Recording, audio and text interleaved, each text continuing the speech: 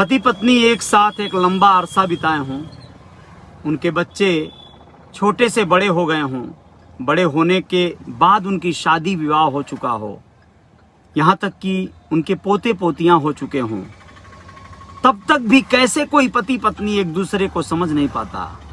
क्यों कोई पति पत्नी आपस में सामंजस्य नहीं बना पाता? और उसके बीच तब भी विवाद कैसे पनप जाते हैं?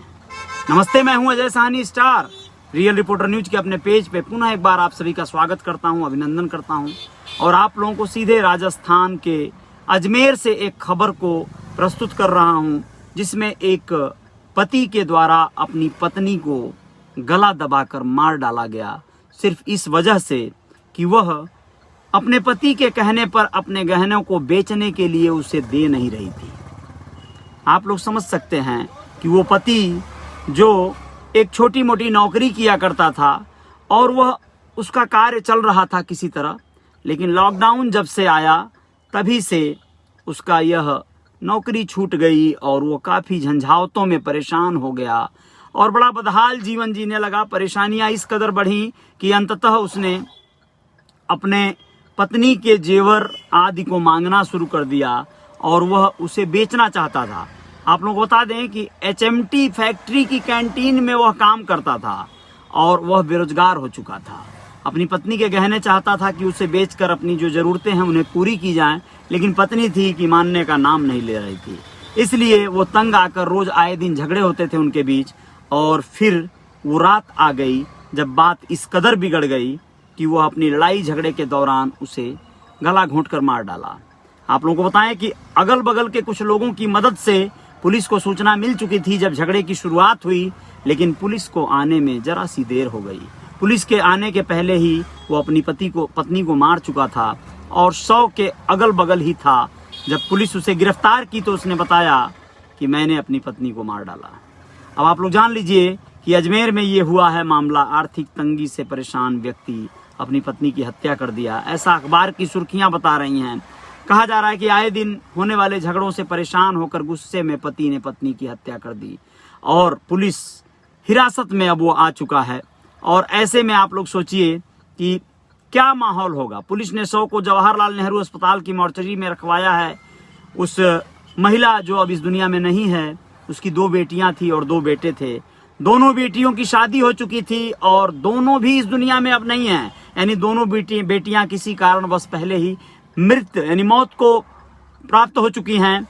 दोनों बेटों में से एक बेटा इसके साथ रहता था जो किसी कार्य से बाहर गया हुआ था, मौके से था नहीं, जबकि एक बेटा शादीशुदा है और वो अपनी पत्नी के साथ इन दोनों अपने माता पिता से अलग रहता था। जो दूसरा बेटा है उसका नाम रणवीर है। रणवीर जो घर पर नहीं था, लेकिन उससे भी पुलिस पूछताछ कर रही है कि इनके हालात कैसे थे, इनका आपस में पटता था कि नहीं पटता था। बाकी दोनों बेटियां तो पहले ही मर चुकी हैं और अब माँ भी इस दुनिया में नहीं रही। सोचिए आप लोग कितना यह मतलब एक ऐसी घटना नहीं लगती जिसमें एक परिवार खत्म हो गया, जैसे ऐसा लगता है कि मतलब एक बड़ी आपदा है। अब आपको बताएं, लक्ष्मण सिंह रावत नाम था इस व्यक्ति का, 52 साल की उम्र है और इस व्यक्ति ने अपनी पत्नी लीला देवी रावत की गला घोंटकर हत्या कर दी। और ये मामला हरिओम कॉलोनी में हुआ है।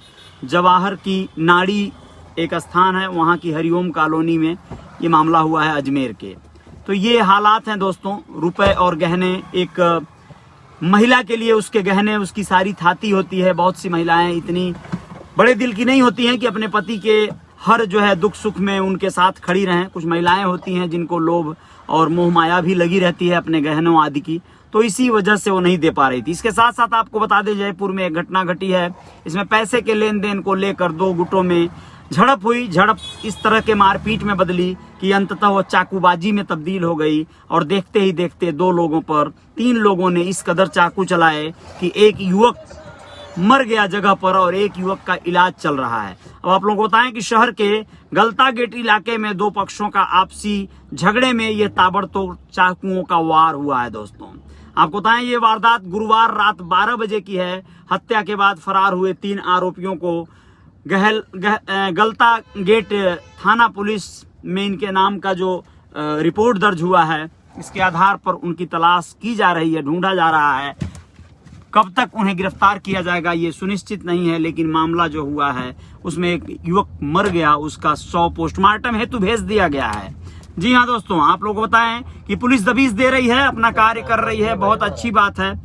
गलता गेट थाना प्रभारी सतीश कुमार चौधरी ने बताया कि चाकूबाजी में मारा गया बिलाल 21 साल का है और मोहल्ला टिक्कीरान बासब पूरा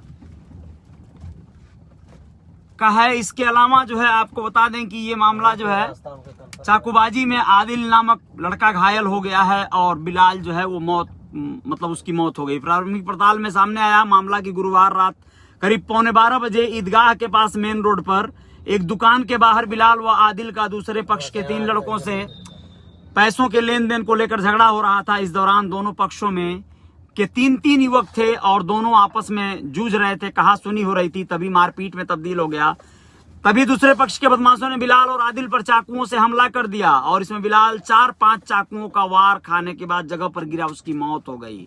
और ये सूचना जब रामगंज सुनील प्रसाद जो की एसपी हैं, रामगंज एसपी सुनील कुमार शर्मा, थाना प्रभारी सतीश कुमार मौके पर पहुंचे, घटनास्थल का जायजा लिया तो ये सारे मामले का रिपोर्ट दर्ज कर पुलिस उन्हें ढूंढ रही है। बहुत बहुत थैंक यू, धन्यवाद, बहुत बहुत धन्यवाद आप सभी का।